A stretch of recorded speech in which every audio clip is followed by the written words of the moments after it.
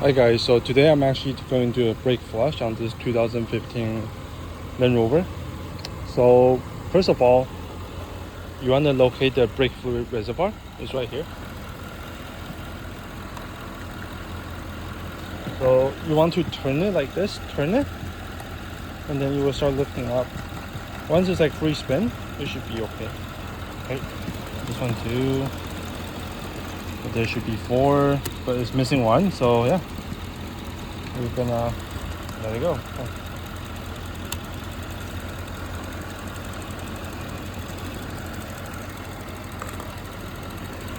Okay. So once you get this off, that's the brake fluid reservoir. So before you do it, I just want to show you something. Because I do have the Brembo, so I can bleed it through here on the outside.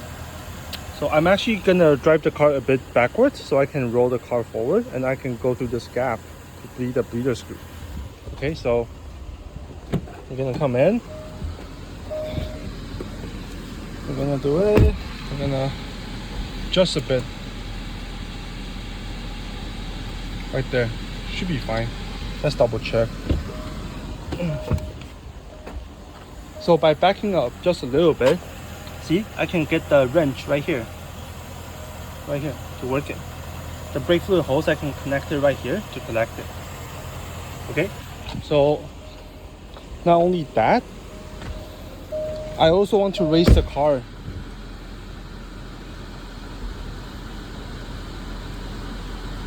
To off-road. I will explain later why we want it in the off-road, but yeah, that's how we're gonna do it. Okay. Once you're all the way up, we can shut the car. Okay. So why we want it in the off-road position? I'll show you later because we have to bleed the rear bleeder screw. So right now I'm gonna hook up my machine and I will see you guys in a bit. So right now I actually hook up my brake bleeder. This is the brake bleeder that I use. This one. So once you hook it up, make sure it's tight, the cap. Then you want to apply pressure.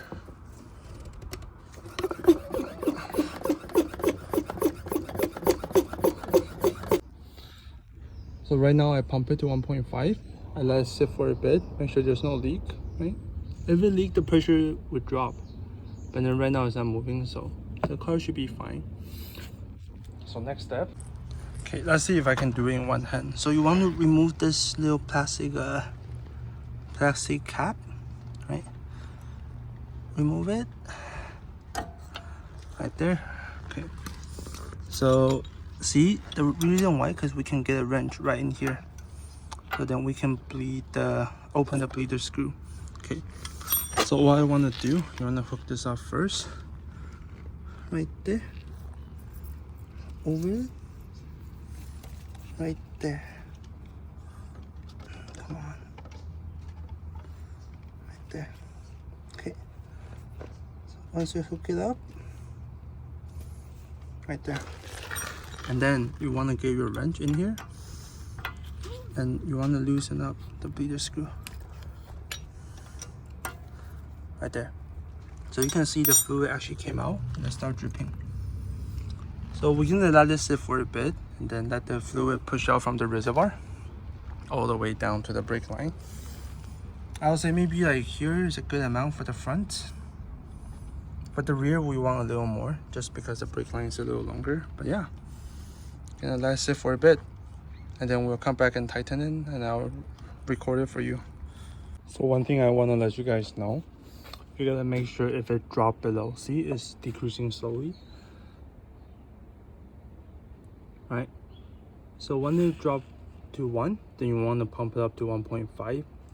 Also you have to check the fluid level. Right now it's here. You don't want it to be empty. Okay, so that's the 2 things you need to check, and that's about it. So just a little update. So once you think you have enough brake fluid that got flushed out, what you want to do, you just want to tighten it. All right. So when you tighten it, make sure you don't over torque it. These bleeder screw torque up to like 15 Newton meter at the most. The spec is actually 8. So you want to just hold it and then just pull a little bit. That's it. Once you think it's snug, like don't yank it, just a little bit. What you want to do, you want to remove the hose, and you want to check if any brake fluid is coming out of that hole, right? So if there's no brake fluid coming out of the hole, then you should be good, okay? Because we are actually testing it under the pressure 1.5 bar, so it's actually good. Grab your brake cleaner, clean it up a bit, right there. Okay, just clean it up. Okay, once you think it's clean, make sure you clean down below too, so it doesn't go onto the rotor. Once you think it's good, don't forget this little cap. You just want to pop it back. That's it. So we're gonna do the rears. The rears are almost the same, but the filming angle is a little shitty, but please, you know, I will try my best, and then yeah, and we'll go from there. Okay, so right now we're working on the rear. So the reason why we put it in off-road mode is because you got more clearance. So grab yourself a nice cardboard or whatever. Okay. So if you climb in, there should be the screw right there, this one. Okay, so same thing. So first you need to remove the cap. Let me see if I can you get in there? So yeah, there we go. Remove the cap. First step. Second step is to hook this up. Okay. I'm gonna hook this up right there. Okay, right there. So once you hook it up, you can stand your thing up. Sorry, you can stand the bottle up. So I actually like to leave a little fluid in there, so the bottle actually stand up. But in this case, it's just all over. But once you're in, just loosen it up a bit. Okay, so that's a good example. So this one is actually stripping.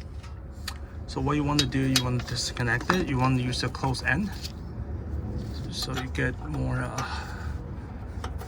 action like this. Okay. Once you're in, you put this in. Same thing. Hook it up. Oh, there we go. Hook it up. Come on. Okay. So once you hook it up like this, you can crack it loose. There you go. So you crack it loose, you can see the fluid come out. Okay. So I actually want to go a little more because it hasn't come out yet. Right there. You can see it start coming out. So once you have it up, you can just rest the thing here. And you're gonna wait until it collect quite a bit. Alright? Because it's in the rear, I will be a little more. I'll see you guys later when I close it. So once you finish bleeding quite a bit, you want to tighten it down. So I know I say don't tighten it too much, but sometimes they'll get stuck, right? So just make sure you give it like a good little snug, and you can see the fluid stop coming out. So I always like to double check, right? So then once you take up the hose, you can see nothing coming out from that bleeder screw. If nothing coming out from that bleeder screw, then the bleeder screw is tight. So what I like to do, I like to spray a little brake clean, just to clean it off right there, and clean the brake rotor and the pads a bit too. And then don't forget this back. So that you finish it. And then we're gonna bleed the last screw right over there. So one more bonus clip, just want to let you guys know. Let's say you wanted to take this off, but then this one is still under pressure. So you want to release the pressure first. If you do that, you're gonna pump all the brake fluid out, okay? So what you want to do, you just want to unscrew the pump here, which is the cap, and screw it. You can hear it's releasing the pressure.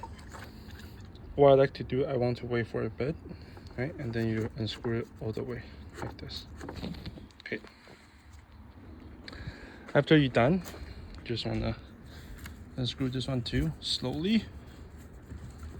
And then always want to double check the brake fluid level.